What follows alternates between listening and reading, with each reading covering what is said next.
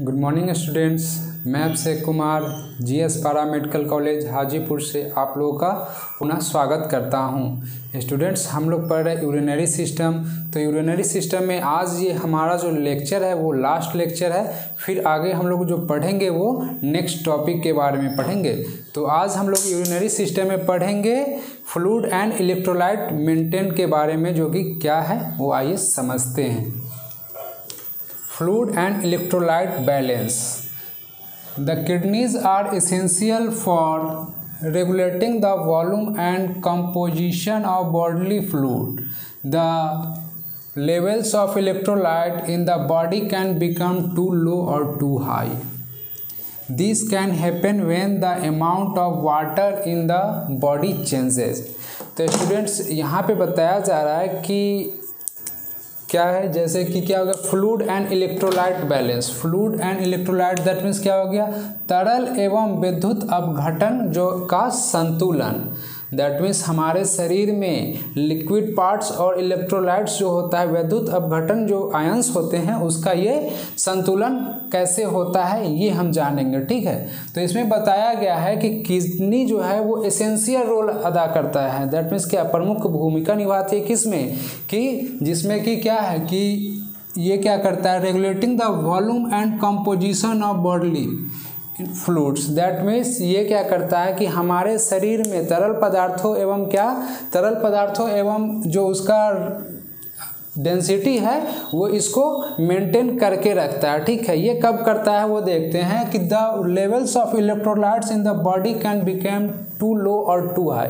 हमारे शरीर में क्या होता है कि इलेक्ट्रोलाइट्स जो है वो या तो ज़्यादा या तो कम हो सकता है। ये कैसे हो सकता है, यही बताया जा रहा है कि हमारे शरीर में इलेक्ट्रोलाइट्स जो है वो ज़्यादा और कम हो सकता है। यह कब हो सकता है, जब हमारे शरीर में पानी की मात्रा में कमी या फिर ज़्यादा हो जाए तब ऐसा संभव हो सकता है। ठीक है, this can happen when the amount of water in the body changes. That means क्या है, यही कि हमारे शरीर में पानी की मात्रा कम होगी या फिर ज़्यादा होगी, तब क्या होगा कि इलेक्ट्रोलाइट्स है उसमें चेंजेस आ जाया करेंगे। ठीक है, इलेक्ट्रोलाइट्स में चेंजेस कब होगा, जब हमारे शरीर में तरल पदार्थ दैट मीन्स वाटर की मात्रा में कमी या फिर ज़्यादा होगा। ठीक है, तो इसके लिए क्या करना है वो देखते हैं।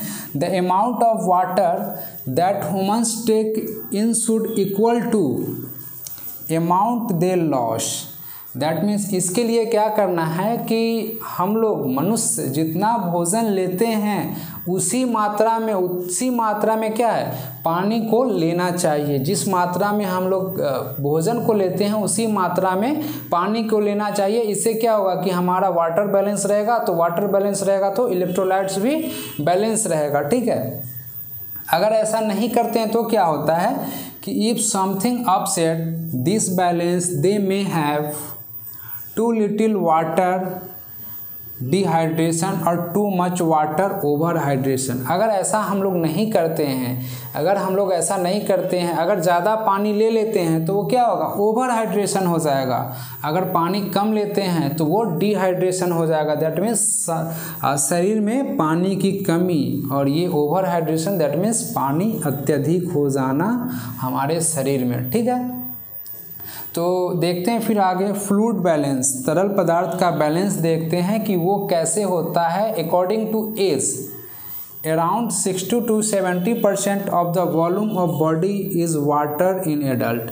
दैट मीन्स वयस्क व्यक्ति का जो वज़न होता है उसका 60 to 70% अगर कैलकुलेट किया जाए तो उस व्यक्ति के शरीर में ये जो परसेंटेज है उतना पानी की मात्रा होगी। ठीक है, फिर आगे देखते हैं कि इसका रेशियो चेंज हो जाता है 45 to 55% and older adult. That means ये क्या हो गया कि ओल्डर एडल्ट अगर कोई है तो क्या हो जाएगा कि उसका जो वज़न होगा उसका 45 to 55% अगर कैलकुलेट किया जाए तो उसके शरीर में सिर्फ पानी ये परसेंटेज होगा।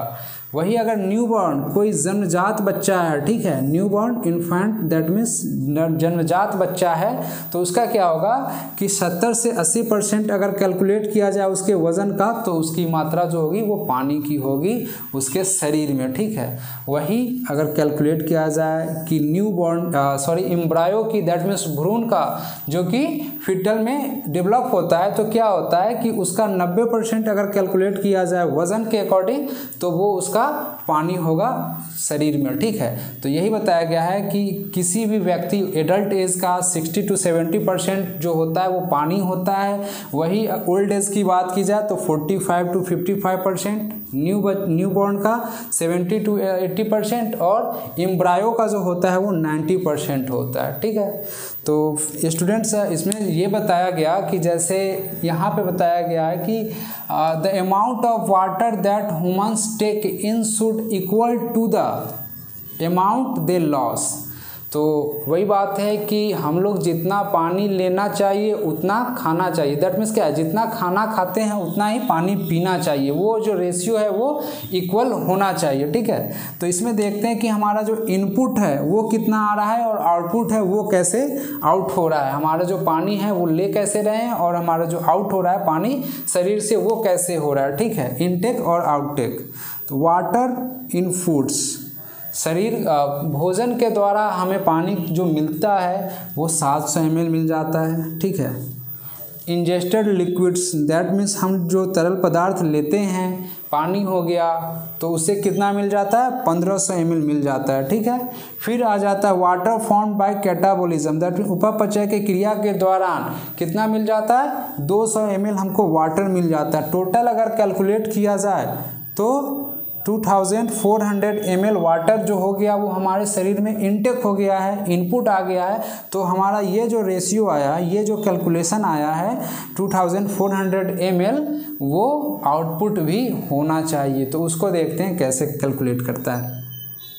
Lungs water is expired, lungs क्या है कि लंग्स में पानी भी खत्म होता है, सांस जब इनहेल करते एक्सहेल करते हैं इस क्रिया के दौरान पानी का खत्म होता है, तो उससे कितना होता है 350 ml जो हमारा है वो खत्म हो जाता है।